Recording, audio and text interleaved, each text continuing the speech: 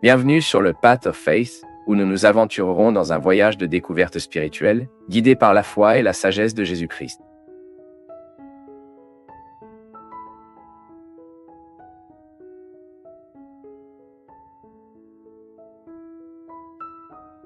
Laban était le père d'Élia et Rachel est le père irresponsable de Jacob.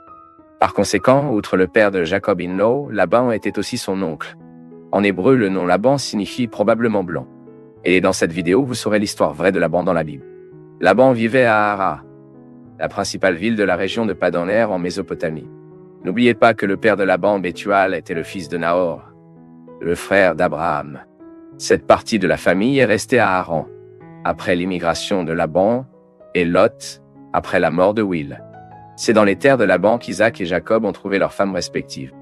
Isaac, comme nous le savons, a épousé la sœur de Laban, Rebecca, tandis que son fils Jacob a épousé les deux filles de Laban, Lia et Rachel. Ainsi, Laban apparaît pour la première fois dans la Bible dans l'épisode dans lequel Abraham a envoyé son serviteur Aram pour trouver une femme à son fils Isaac. À cette occasion, le personnage gourmand de Laban a déjà été révélé. Le texte biblique montre qu'il était très impressionné et intéressé par les précieux cadeaux que le serviteur patriarche a transportés. Puis, rapidement, Laban a accepté et encouragé le mariage, comme nous le lisons dans le chapitre 24 de Genesis. Longtemps après, Jacob est parti pour la maison de Laban, fuyant la colère de son frère Ésaü, et aussi dans le but de trouver une femme à l'intérieur de votre famille. Là, il a rencontré Rachel, dont il est rapidement tombé amoureux. Et souhaitant épouser la fille, Jacob a signé un accord avec Laban dans lequel il serait employé pendant 7 ans dans la garde de ses troupeaux. En retour, il recevrait le droit d'épouser Rachel, comme nous le lisions dans le chapitre 29 de Genesis. Mais Laban a essayé de tromper Jacob, lui donnant sa femme, sa fille aînée, Lia, au lieu de Rachel. Lorsque Jacob s'est rendu compte qu'il avait été trompé par Laban, il lui a demandé des explications. Laban a ensuite affirmé que dans ces terres, la plus jeune fille ne pouvait pas se marier devant sa fille aînée. Donc un nouvel accord d'emploi a été conclu. Jacob a accepté de travailler encore 7 ans afin qu'il puisse épouser Rachel. Bien sûr, dans cet épisode, Laban était très rusé et trompeur. Les chercheurs se disputent même la véracité de la tradition alléguée par Laban. En effet, lorsque Laban a conclu le premier accord avec Jacob pour le mariage de Rachel, il ne l'a averti à aucun moment que l'accord n'était pas conclu si sa fille aînée était toujours célibataire au moment d'être honorée. De plus, il semble étrange que Jacob ne connaissait pas cette coutume après 7 ans de vie dans la maison de Laban, car c'est un fait que le texte biblique montre que Jacob a surpris et indigné d'avoir épousé la fille de Laban qu'il n'aimait pas, mais en tout cas bien qu'il y ait même eu la coutume de ce client, pour explorer Jacob pendant encore 7 ans. Plus tard, Jacob voulait quitter la maison de Laban et retourner sur sa terre. Mais Laban ne voulait pas qu'il quitte. La vérité est que le Laban gourmand a cru qu'il avait prospéré à cause de la présence de Jacob dans ses terres. Puis il a proposé de frapper un salaire avec Jacob de son troupeau.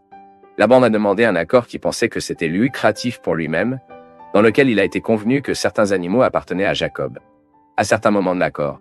Enfin, comme nous le lisions dans le chapitre 31 de Genèse, réalisant que Laban se sentait blessé d'apprendre que les enfants de Laban ont dit qu'il s'était enrichi aux dépens de son père, Jacob a rassemblé sa famille, ses troupeaux et ses serviteurs, et est retourné sur sa terre après 20 ans de service en Haran. Mais contrairement aux autres enfants de Laban, Lia et Rachel pensaient que Laban avait audacieux à tous pour satisfaire leur cupidité. Dans le chapitre 31 de Genèse, verset 15, ils ont reconnu qu'ils avaient été injustement utilisés par leur propre père comme pièce d'échange pour obtenir plus de biens. Ainsi, quand Laban a appris que Jacob était parti, il s'est rapidement efforcé de le poursuivre en cours de route. Mais, pendant son effort, Dieu l'a averti de ne pas faire de mal à Jacob. Mais rien de tout cela n'était vrai. Lia et Rachel ne sont pas partis avec Jacob de force. De plus, Jacob n'avait pas volé les idoles de la maison de son père. La personne responsable de cela était Rachel, et son mari ne savait même pas ce qu'elle avait fait. Il est clair dans le texte biblique que Laban considérait le vol de ses idoles à domicile quelque chose de très sérieux. Il a même fouillé le camp de Jacob à la recherche de ces objets, et Jacob lui-même a confirmé que la personne qui avait volé les idoles était digne de la mort. La Bible ne fournit aucune autre explication sur les raisons pour lesquelles Rachel a volé les idoles de la maison de Laban. Mais les découvertes archéologiques récentes ont un peu éclairé sur cet épisode.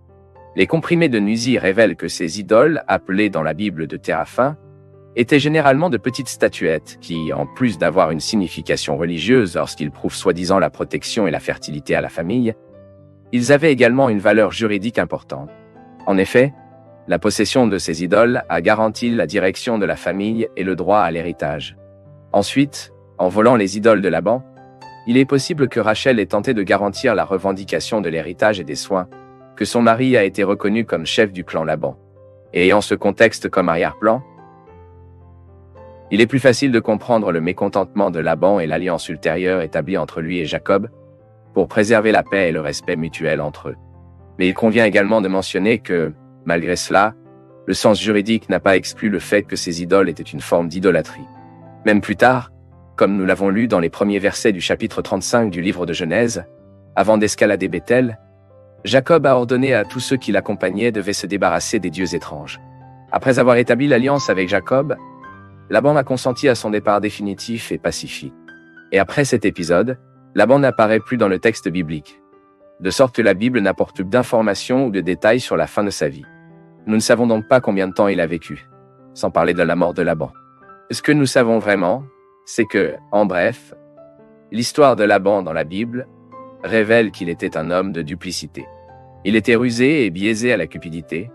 Il a également reconnu la puissance du Dieu d'Abraham, Isaac et Jacob, mais il semble qu'il n'a jamais abandonné son idolâtrie et a cessé d'être polythéiste.